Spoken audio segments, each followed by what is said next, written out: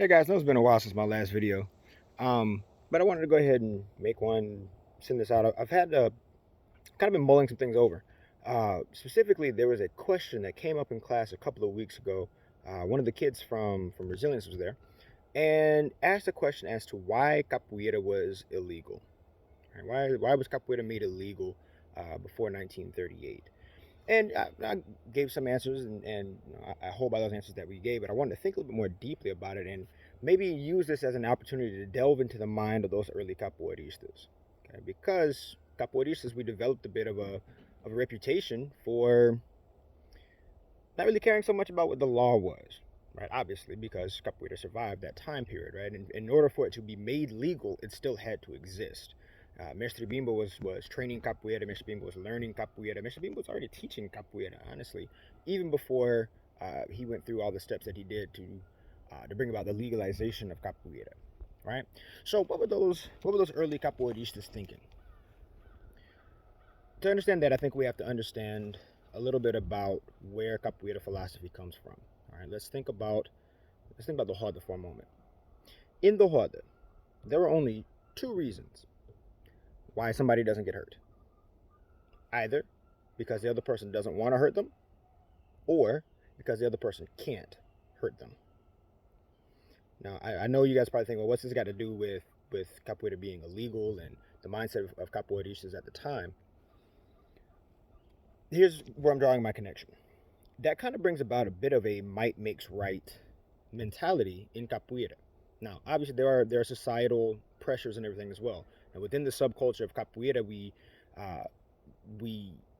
kind of enforce certain guidelines, right?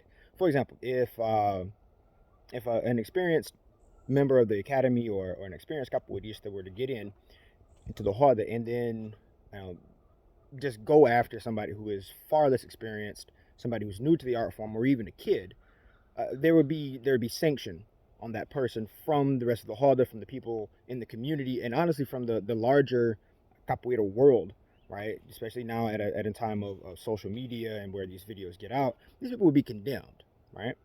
But that's not going to stop the initial act. That person gets in and decides to give a mateo to this other person's head. One of two things: either that person's going to get out of the way and they couldn't do it, they couldn't hurt them, or they don't. And if that happens, that person got hit. And it doesn't matter what the consequences are after that, it doesn't prevent the act from being done in the first place. All right. Now, what's that got to do with anything else?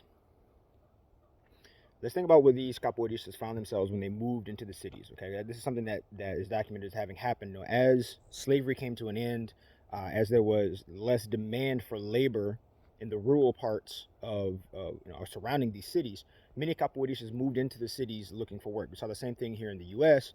around the times of abolition, and as more plantations went under, the former slaves would move into the cities looking for work.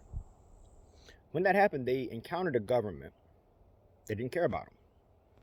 Okay, their art form was already illegal. So simply by living, and we have to understand that to us, capoeira is not just an activity. Okay, which is something that you may not understand from the outside looking in, like a government entity. It's not just an activity, not just something that we do. We see it as a lifestyle, something that's the way that we live. So their very way of life was considered illegal. Well, if they'd already made the decision that they're not going to stop playing capoeira, they're not going to stop training capoeira, they're not going to stop living capoeira, then they're already outlaws. You see, their very existence to their mindset is already illegal.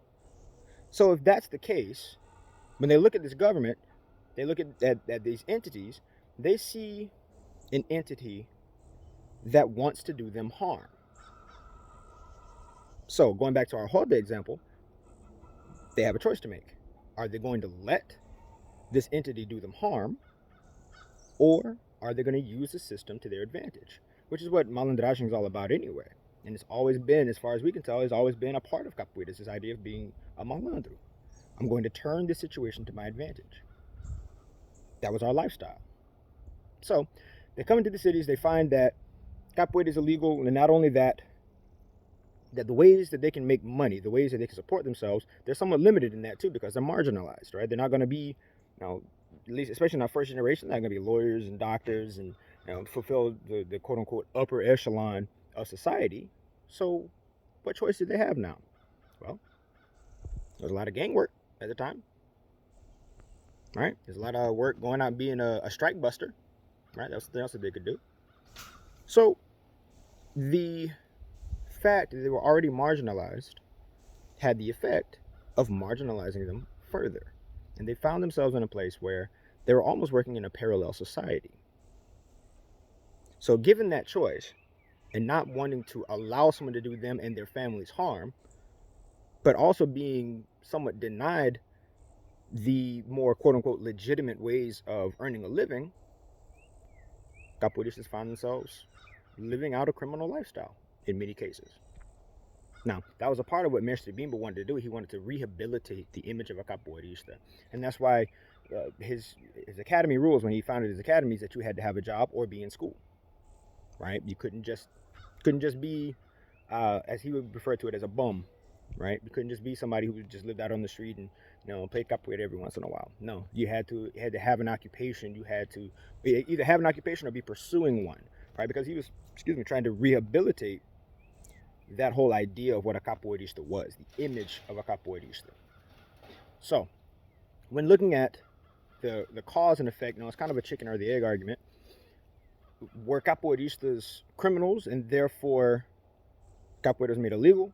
Or was capoeira made illegal and therefore every capoeirista was already a criminal? Is it a combination of the two? This is kind of just maybe to give you my thoughts on it and maybe stimulate some thought on your part. Look at the history of it, think about the situation, put yourself in their place, and see maybe what you would have done. All right, I look forward to hearing you guys' thoughts on the matter. All right, thanks guys. Paz Yasha.